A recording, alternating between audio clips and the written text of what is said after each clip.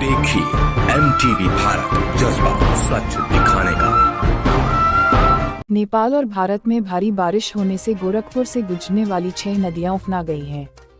घाघरा नदी का जलस्तर खतरे का निशान पार कर गया है। इस कारण खजनी और गोला तहसील क्षेत्र के कई इलाकों में बाढ़ का खतरा बढ़ गया है। रोहिन नदी भी खतरे के निशान से ऊपर बह रही है। इससे नदी के किनारे रहने वाले लोगों में दहशत है।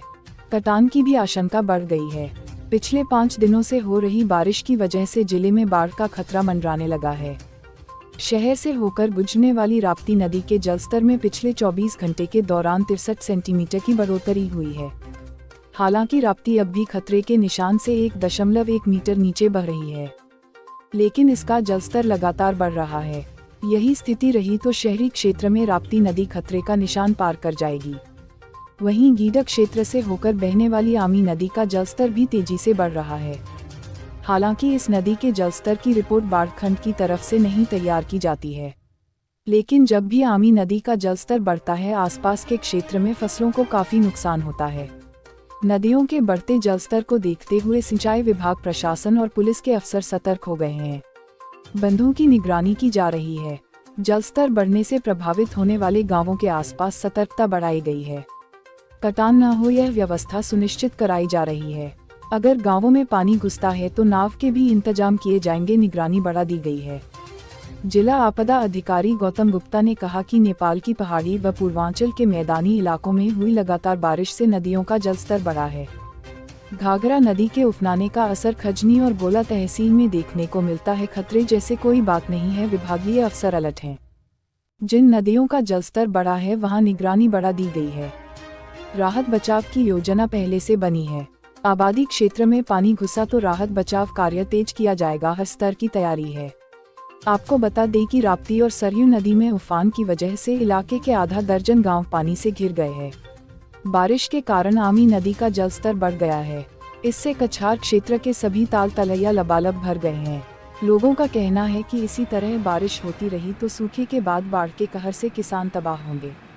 यदि इस समय बाढ़ आती है तो गेहूं की फसल प्रभावित होगी। लगातार बारिश होने से नदियों का जलस्तर क्या पोजीशन है? देखिए, जो अभी अपर कैचमेंट एरिया में और जो लोकल स्तर पे अभी पिछले कुछ दिनों से वर्षा हुई है, उसके कारण नदियों का जलस्तर बढ़ रहा है।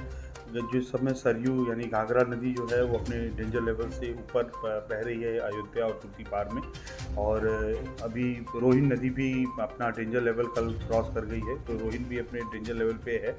और राप्ती अभी चूँकि अभी डेंजर लेवल से नीचे है, लेकिन जो पीछे से पानी आ रहा है उसके दृष्टिगत ये है कि वो भी कुछ दिनों में मतलब हो सकता है आज या कल तक वो भी अपने डेंजर लेवल तक आ जाए। तो उसके दृष्टिगत सभी बाढ़ चौकियों को क्रियाशील कर दिया गया है। सभी बाढ़ चौकियाँ क्रियाशील हैं और लगातार तटबंधों का निरीक्षण हो रहा है। जहाँ कहीं भी अतिवृष्टि के कारण कहीं अगर तटबंधों में कोई क्षतिग्रस्त हुआ है, कुछ चीज़ें हो रही हैं, तो यहाँ के जो हमारे तीनों खंड हैं, बाढ़ डिवीजन के बाढ़ खंड 2 और ड्रेनेज खंड की टीम लगातार उनकी रिपेयर भी कर रही है, मॉनिटर भी कर रही है। वर्तमान में भी सभी क्षेत्र सुरक्षित हैं और प्रॉपर्ली हर जगहों पे इमरजेंसी ऑपरेशन सेंटर्स को क्रियाशील कर दिया गया है। तो अभी वर्तमान में जो है जनपद में अभी बाढ़ की स्थिति अभी उत्पन्न नहीं हुई। तो क्या लग रहा है कहीं से कोई किस तरह की कोई सूचना आपकी जरूरत? देखिए, जो पानी बढ़ रहा है उसके दृष्टिगत जो हमारा गोला और खजनी का क्षेत्र है उस पर सबसे ज़्यादा इस समय प्रेशर वहाँ पर है। तो अभी जहाँ कहीं भी अगर इस तरह से कोई पानी बढ़ने की सूचना आ रही है तो वहाँ पे एहतियातन तात्कालिक रूप से सुरक्षित आवागमन के लिए नाव लगा दी जा रही है, और वहाँ पे नावें भी पर्याप्त हैं जनपद में, कहीं किसी तरह की कोई दिक्कत नहीं है। तो वो चीज़ें वहाँ पर उपलब्ध हैं और समुचित जो तहसील की जो स्तरीय टीम है वो उसको मॉनिटर कर रही है।